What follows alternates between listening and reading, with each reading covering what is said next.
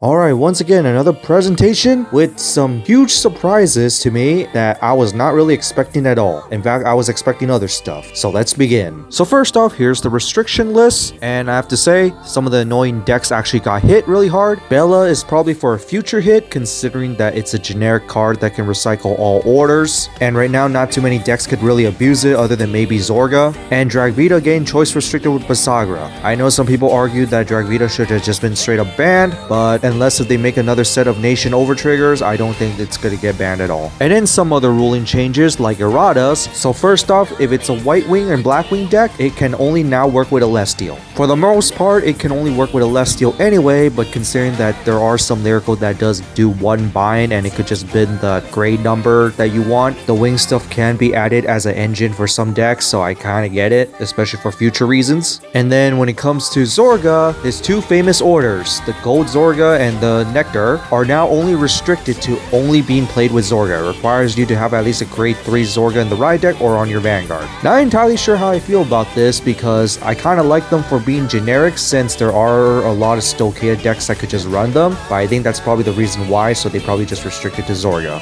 And now to more stuff for Buddyfight other than for the stuff revealed. We got Tatsuya with Magic World and Zanya for Katana World, which I'm glad to see. And surprisingly, we already got Ikazuchi with the 100 Demons.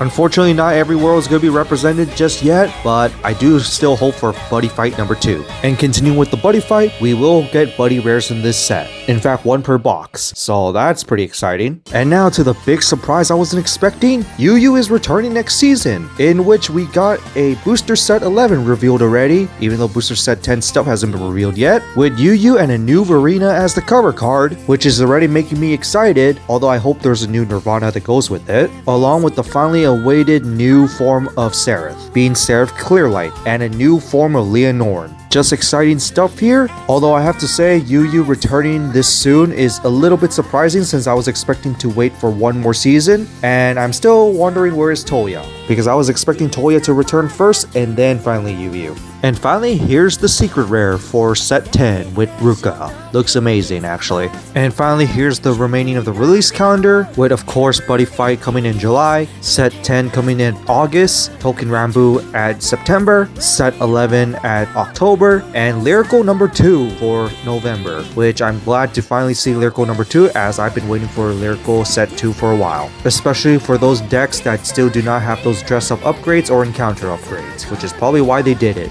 And so that's it for this presentation for summer 2025. What do you guys think of it? Overall, pretty decent stuff. The Erratas were not entirely expected, but in a way I kind of get why. But at the same time, I don't really like them erratating a good old card that is still not hit. But as for Yuyu returning with Vairina, now that's just excitement right there. Especially with a new form of Seraph that has been asked for a while, and a new form Lianorn, which was definitely going to be expected sooner or later, especially when it comes to ride deck grade 3s. Just wondering if they're going to make a new Nirvana to go with the new Vairina, and hopefully we get the 2 pro tag battle. But in that's it for this, and see you all next time.